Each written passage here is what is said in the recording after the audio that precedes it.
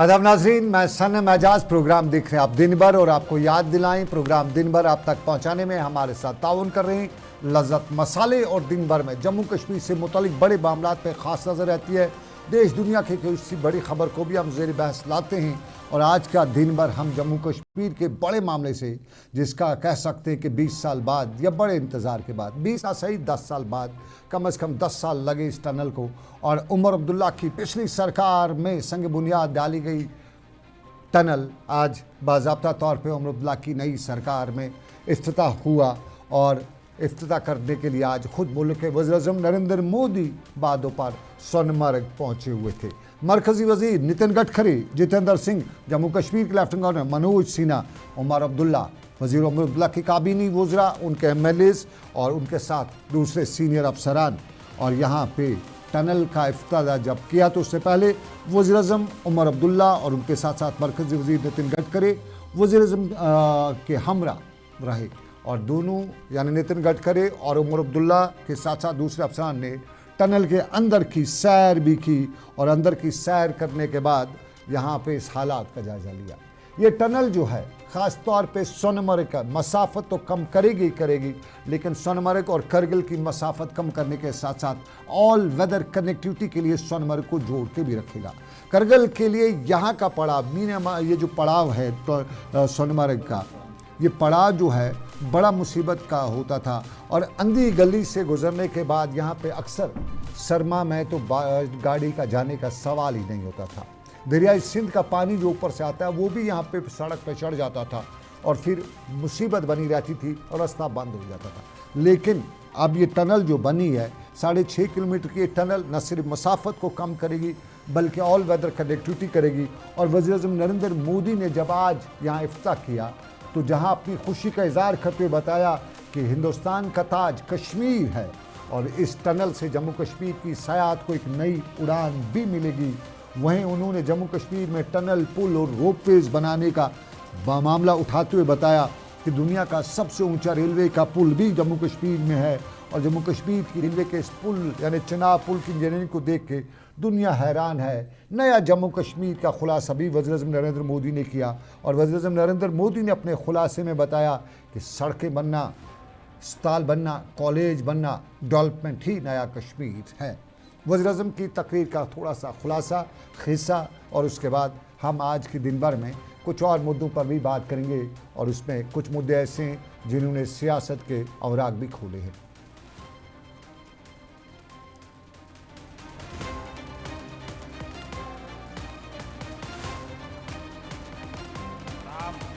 पक्का मानिए, ये मोदी है, वादा करता है तो निभाता है।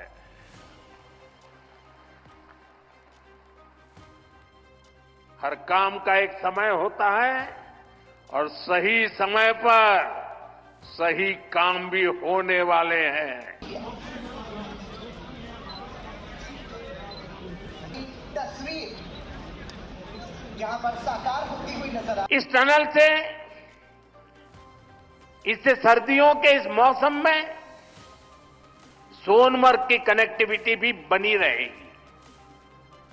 इससे सोनमर्ग समेत इस पूरे इलाके में टूरिज्म को भी नए पंख लगने वाले हैं। आने वाले दिनों में रोड और रेल कनेक्टिविटी के बहुत सारे प्रोजेक्ट्स जम्मू कश्मीर में पूरे होने वाले हैं। यहीं पास में ही एक और बड़े कनेक्टिविटी प्रोजेक्ट पर भी काम चल रहा है। अब तो कश्मीर वादी रेल से भी जुड़ने वाली है। मैं देख रहा हूं कि इसको लेकर भी यहां जबरदस्त खुशी का माहौल है। ये जो नई सड़कें बन रही है, ये जो रेल कश्मीर तक आने लगी है, अस्पताल बन रहे हैं, कॉलेज बन रहे हैं, यही तो नया जम्मू कश्मीर है। इस टनल के लिए और डेवलपमेंट के इस नए दौर के लिए भी तहे दिल से बधाई देता हूं। साथियों, आज भारत तरक्की की नई बुलंदी की तरफ बढ़ चला है।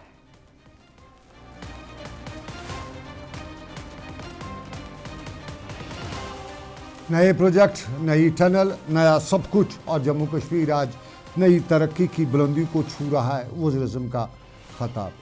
सोनमर्ग की टनल और सोनमर्ग की टनल से सोनमर्ग के रास्ते मसाफत कम हुई है। गुलमर्ग, माफ़ कीजिएगा, पहले ये जो करगिल है और करगिल के साथ साथ लद्दाख का जो रास्ता है उसकी मसाफत कम हुई है। और सबसे इम्पोर्टेंस जो इसकी है, ये ऑल वेदर कनेक्टिविटी हुई है।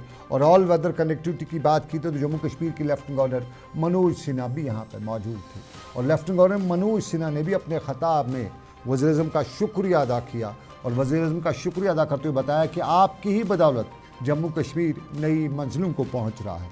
वज़ीर-ए-आज़म का शुक्रिया अदा करने में जम्मू कश्मीर के लेफ्टिनेंट गवर्नर मनोज सिन्हा ने कोई कसर ना छोड़ी। किस तरह से बता रहे थे, सुनिएगा। कह सकता हूं कि जम्मू कश्मीर को अमावस से निकालकर उज्जवल भविष्य की राह पर ले जाने का काम माननीय प्रधानमंत्री जी ने किया है।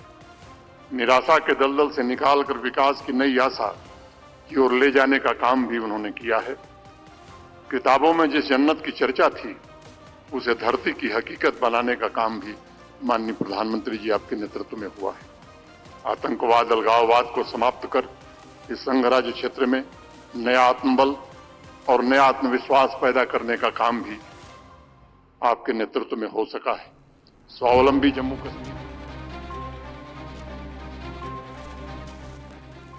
ये थे जम्मू कश्मीर के लेफ्टिनेंट गवर्नर मनोज सिन्हा जो बता रहे थे कि निराशा यानी नाउमीदी से निकालकर विकास की रफ्तार पर आपने विकास पे दौड़ा दिया है और कश्मीर में सब कुछ अब ठीक चल रहा है, जम्मू कश्मीर में सब कुछ। लेकिन तारीफ़ें करने वालों में उमर अब्दुल्ला भी थे। जम्मू कश्मीर में जो इंतखाबात कराए गए तो इस पर उन्होंने वज़ीर-ए-आज़म का शुक्रिया अदा किया। प्रोजेक्टों को मुकम्मल करने पर भी वज़ीर-ए-आज़म की तारीफ़ की और वज़ीर-ए-आज़म नरेंद्र मोदी के स्टेज पर उमर अब्दुल्ला ने अपनी तकरीर में जम्मू कश्मीर की सियासत के हवाले से कोई बात की तो वो रियासती दर्जे की बहाली की बात थी। और इस बहाली की बात करते हुए बताया कि मुझे मेरे कुलीग्स, मुझे जर्नलिस्ट, मुझे आम लोग हर जगह यही बताते हैं कि स्टेटहुड कब होगी। और आपको याद दिलाना चाहिए, यानी उन्होंने वज़ीर-ए-आज़म को बताया कि जब आपने पिछला दौरा किया था योगा दिवस पे, योगा दिन जो था उस दिन जब आपने जम्मू कश्मीर का दौरा किया तो तब आपने 3 वादे किए थे जिनमें से 2 आपने पूरे कर लिए। और इन 2 में से दिल्ली और दिल की दूरी का मामला भी है और उसका वादा जो उन्होंने किया था। और ये जो प्रोजेक्ट्स बन रहे हैं उनसे दिल की दूरी कम हो रही है। आपने इंतखाबात की बात की, आपने 3 महीने के ही इंतखाबात करा लिए, लेकिन तब आपने कहा था कि यहाँ स्टेटहुड भी रेस्टोर की जाएगी। तो स्टेटहुड के हवाले से मुझे हर जगह यही पूछा जाता है, हर आदमी यही सवाल करता है। तो उमर अब्दुल्ला ने बताया कि इस हवाले से क्या है। जड़ मोड़ टनल, इस टनल पर आपको याद होगा 2 माह पहले मिलिटेंट अटैक भी हुआ था जिसमें 7 अफराद मारे गए थे, जिनमें बडगाम का डॉक्टर भी शामिल था। अपनी तकरीर में उमर अब्दुल्ला ने उन सभी अफराद का नाम भी लिया और बताया कि उन्होंने यहाँ पे इस मौके पर उनकी जानें भी गई हैं।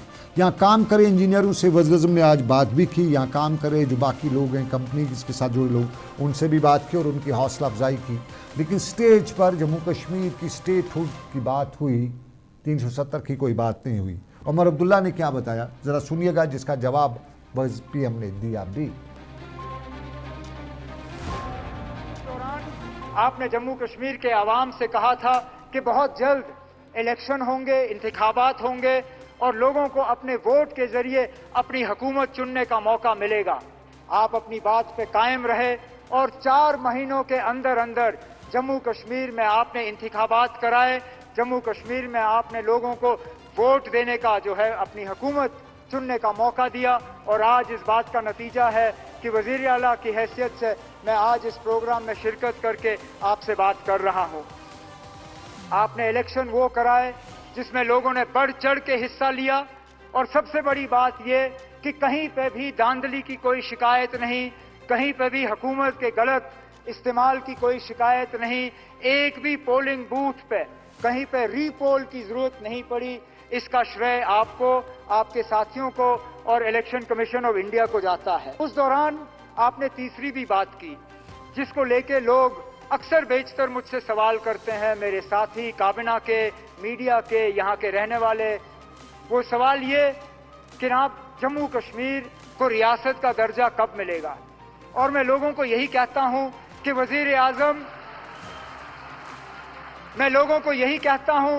वजीर आजम साहब ने 4 महीने में अपने इलेक्शन का वादा जो है वो पूरा किया है। मेरा दिल ये कहता है कि बहुत जल्दी वजीर आजम साहब अपना तीसरा वादा जो योग दिवस पे आपने जम्मू कश्मीर के लोगों के साथ किया वो आप पूरा करेंगे और जम्मू कश्मीर जो है वो दोबारा इस मुल्क में रियासत की हैसियत से अपनी जगह ले।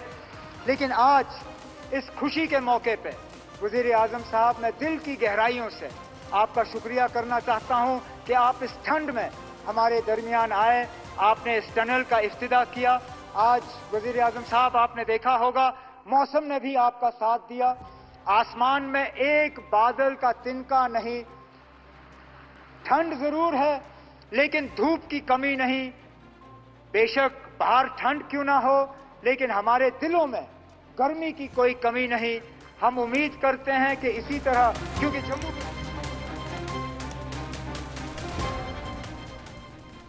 बाहर बादल का एक तिनका भी नहीं, ठंड ज़रूर है, उमर अब्दुल्ला बता रहे थे, लेकिन आपके आने पे बाहर छाई है। और इस तरह के कुछ ट्वीट्स भी आ जाए हैं बाद में। लेकिन आपको नाज़रीन बताएं, यहाँ पे स्टेटहुड की डिमांड की बात की गई और आज के स्टेज पर स्टेटहुड के अलावा ऐसा कोई बड़ा भी जो है वज़ीर आला की तरफ से कोई बयान नहीं आया। अक्सर अपोजिशन जमातों का इल्ज़ाम है। और स्टेटहुड की जब बात की तो वज़ीर आज़म ने अपनी तकरीर में इस पर भी बात की, बराह रास्त ना सही लेकिन इशारों में बता दिया कि जो वादे किए हैं पूरे करते हैं और हर वादा जो है मैं सही वक्त पे पूरा किया जाएगा। अब सही वक्त कौन सा आता है इसका खुलासा वज़ीर आज़म ने भी नहीं किया, लेकिन सही वक्त क्रोनोलॉजी का याद होगा आपको, जब वज़ीर दाखिला ने बताया था कि क्रोनोलॉजी समझिए, पहले यहाँ पे स्टेटहुड होंगे, पहले यहाँ पे इलेक्शन होंगे, पहले डिलिमिटेशन होगी, फिर स्टेटहुड होगा, फिर इलेक्शन होंगे, फिर स्टेटहुड होगी। तो 2 हो गए हैं, डिलिमिटेशन हो चुकी है, उसके बाद इलेक्शन भी हुए हैं। लेकिन अभी जो मामला है वो है स्टेटहुड का। तो तब भी टाइम फ्रेम नहीं था, वज़ीर आज़म ने भी टाइम फ्रेम नहीं दिया। तो हम बता दिया कि जो वादे मोदी करता है उनको पूरे भी ज़रूर करता है। ये बता सुनिए।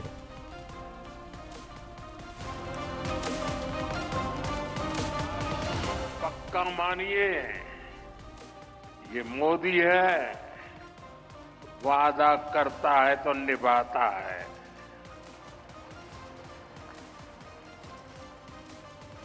हर काम का एक समय होता है और सही समय पर सही काम भी होने वाले हैं।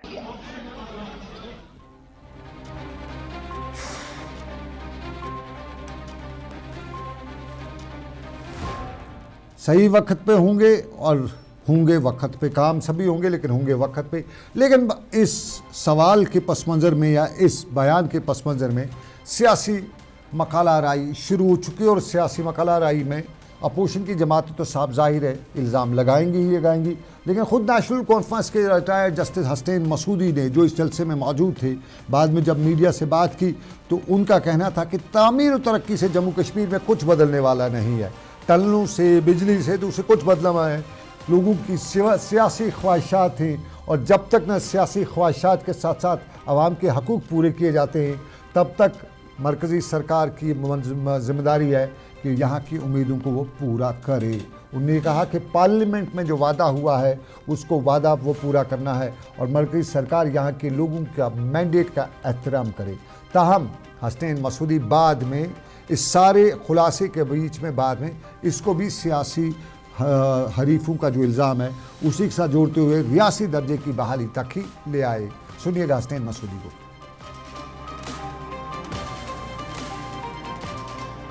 स्टेटहुड मानने की मुतालबा नहीं है, ये तो मरकज़ी सरकार की कॉन्स्टिट्यूशनल ऑब्लिगेशन है, आईनी जिम्मेदारी है। ये पार्लियामेंट के फ्लोर पर वादा हुआ है, सुप्रीम कोर्ट में वादा हुआ है और इसमें कोई चीज़ भी माने नहीं है। और मैं ये तवक्का रखता था कि ये पहले देखिए 5 साल का अरसा हुआ वो वादे किए हुए, ये पहले जो स्टेटहुड ये पहले ही रिस्टोर वो किया जाना चाहिए था, और अब भी ये देर हो रही है, क्योंकि यहाँ का जो मंडेट है उस मंडेट का एहतराम सारे मुल्क के मफाद है। जो मैसिव मंडेट यहाँ पर मिला है एक सरकार को, उसका एहतराम ऐसे होगा कि जब स्टेटहुड होगा और स्टेटहुड के साथ साथ जो पॉलिटिकल एस्पिरेशंस है उनका एहतराम किया जाएगा।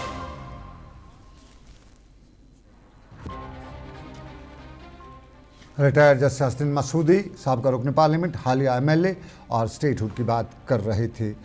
सियासी मामलात पर नज़र, इसी सियासी मामलात पर आपको बताएं, उमर अब्दुल्ला की स्टेज से तकरीर पर बहुत से लोगों ने अपना रद्दमल भी दिया है। सजाद गनी लोन का ट्वीट भी आया और सजाद गनी लोन ने आज इस ट्वीट के हवाले से बताया कि उन्होंने उमर अब्दुल्ला की वीडियो क्लिप ट्विटर पर शेयर करते हुए लिखा कि आज जो कुछ भी हुआ, ये मौसम की बात हुई, वज़ीर-ए-आज़म का साथ दिया गया, बादलों की बात हुई, ये तमाम लोगों के लिए तोहफ़ा है जिन्होंने उमर अब्दुल्ला के बाकी सभी भाजपा वाले भी बयानिए का प्रचार किया। यानी सजाद गनी लोन का आम अल्फाज में कहें जवाब इल्ज़ाम यही था कि दूसरों को बीजेपी का बी टीम कहने वाले खुद क्या हो, आज के इन बयानात से, इन तारीफ़ों से कुछ कुछ पता चल ही रहा है। ये सजाद गनी लोन का था।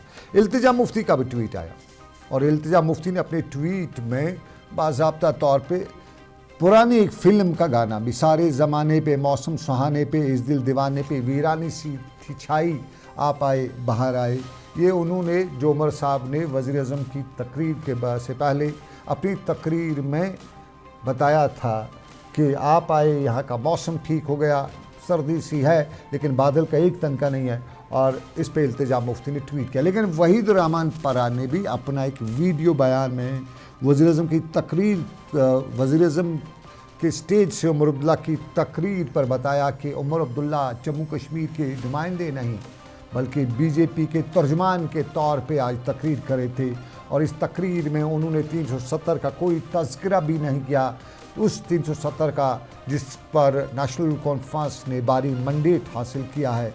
ये लोगों के साथ धोखा है, नाउमीदी पे नाउमीदी नेशनल कॉन्फ्रेंस आवाम को दे रही है। वही तरह का बयान था।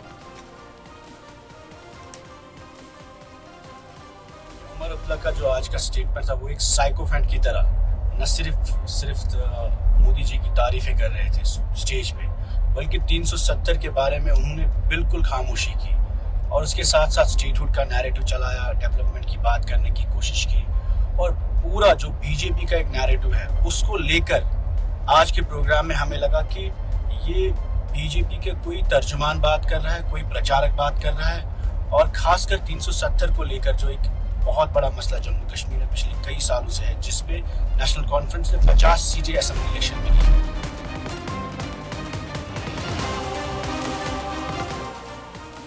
स्टेटहुड जम्मू कश्मीर को आनी है। पीडीपी के लोग कहते हैं बाज़ाब्ता तौर पर वादा किया है स्टेटहुड आने, लेकिन स्टेटहुड के साथ साथ जो बिज़नेस के रूल्स, आज रूल्स ऑफ बिज़नेस, अगर स्टेटहुड आनी है तो बिज़नेस रूल्स क्यों बनाए जा रहे हैं, ये भी पीडीपी के लोग आज बता रहे थे।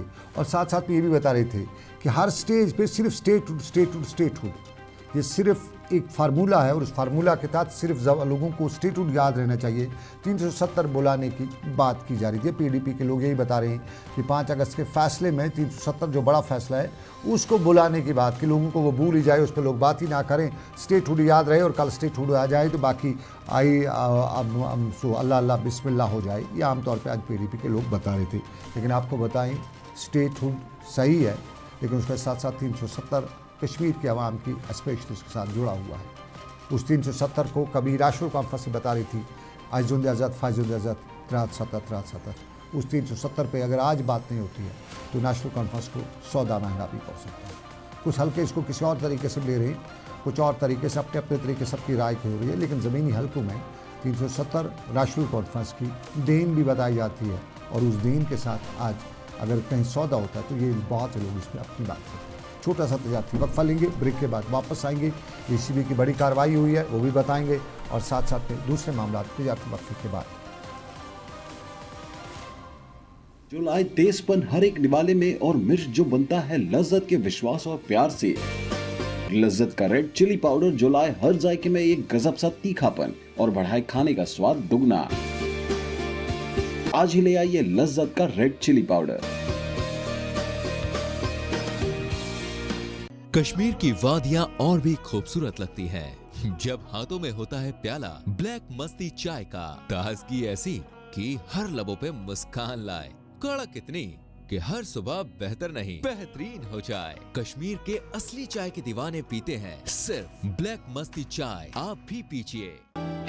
हल्दी जिसकी महक और जिसके पीलेपन की चमक लाते हैं खेतों से सीधा आपके घर, लज्जत का हल्दी पाउडर जो बनता है बेहतरीन कूलिंग ग्राइंडिंग प्रोसेस से, जिसके खाने में जाते ही लोग उंगलियां चाट जाए। सुनहरा जैसे लज्जत और आपका अटूट विश्वास, लज्जत का हल्दी पाउडर।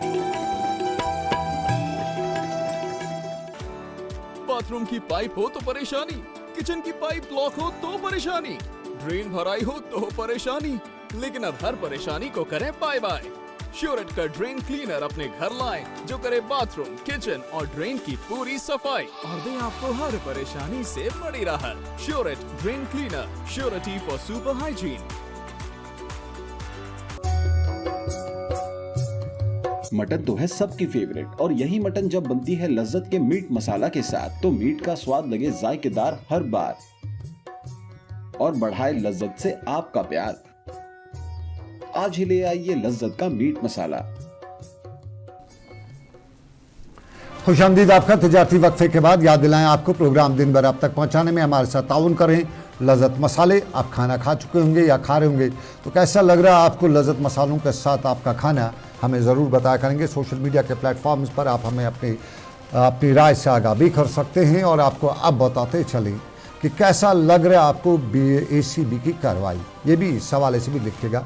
कल ही आपको याद होगा ACB ने बाज़ाब्ता तौर पे ये 2 दिन पुरानी तस्वीरें श्रीनगर के HMT में एक स्मार्ट सिटी के एग्जीक्यूटिव इंजीनियर के घर पे छापा मारा गया था और ये HMT के इलाके में गालिबाबाद में उस छापामार कार्रवाई के दौरान ACB ने बाद में प्रेस कॉन्फ्रेंस करते हुए बताया था कि अपने एसेट से ज़्यादा जो सोर्स ऑफ इनकम है उससे ज़्यादा इसके पास एसेट्स हैं।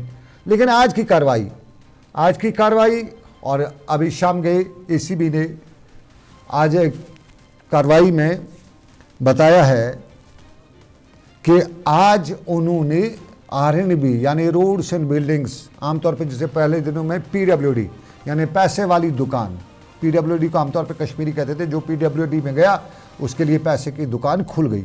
उसी महकमे R&B के साबका रिटायर्ड जो चीफ सुपरिटेंडेंट इंजीनियर हैं उनको भी दबोचा है और उनके पास अरबों खरबों की प्रॉपर्टी हुई है।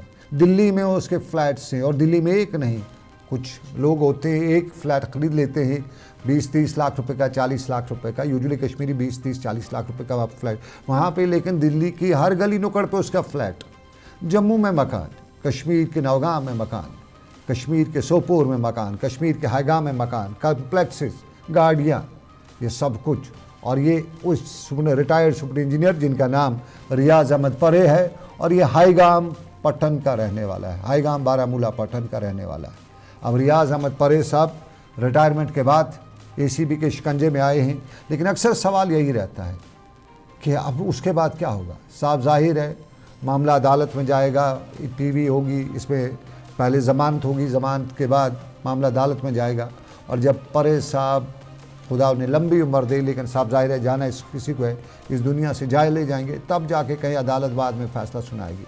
तो आमतौर पे यही लोग बता रहे हैं कि इसका कोई इतना इम्पैक्ट नहीं होता। इतना हो जाता है कि कुछ लोग परसों जब ACB ने प्रेस कॉन्फ्रेंस की उसके बाद हमें कुछ लोगों से बात हुई, बता रहे थे कि नहीं, कम अज़ कम मोहल्ले में पड़ोसी वगैरह रिश्तेदारों को पता चल जाता है कि उनका ये रिश्तेदार कितना करप्ट था। थोड़ी सी बेइज्जती हो जाती है मोहल्ले में, थोड़ा सा हो जाता है, मुँह पर कुछ ना बताएँ लोग लेकिन पीठ पीछे बता ही देते हैं। लेकिन रात गई तो बात गई, कश्मीरियों को तो कुछ याद भी नहीं रहता है। तो ये कहाँ रहेंगे कि ये करप्शन था।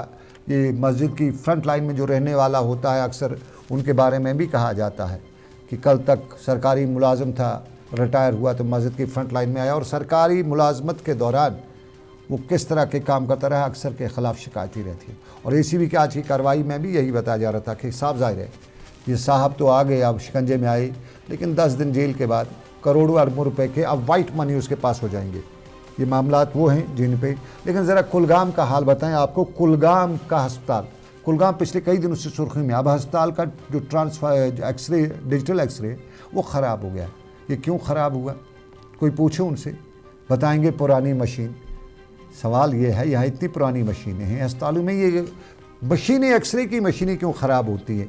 प्राइवेट ये सरकारी मशीनें जब इनका बाद में ये राइट ऑफ हो जाती हैं, फिर इनको ऑक्शन किए जाते हैं, उसके बाद भी ये प्राइवेट अस्पतालों में चलती हैं, तो यहाँ पे ये क्यों ख़राब हो जाती है? और इस खराबी के पीछे अक्सर शक शुबात उंगलियाँ उठती रहती हैं। एक बार खुदा करे हमारे एसीबी के लोग इस मामले पर भी नज़र रखें, देखें कि कैसे सब कुछ होता है। लेकिन आपको बताएं, दिन भर का वक्त यहाँ पे अख्ताम पजीर हुआ चाहता है। इस उम्मीद के साथ आपसे लेंगे इजाज़त कि रब कायनात की मर्ज़ी, फिर करेंगे आपसे मुलाकात। अल्लाह हाफ़िज़।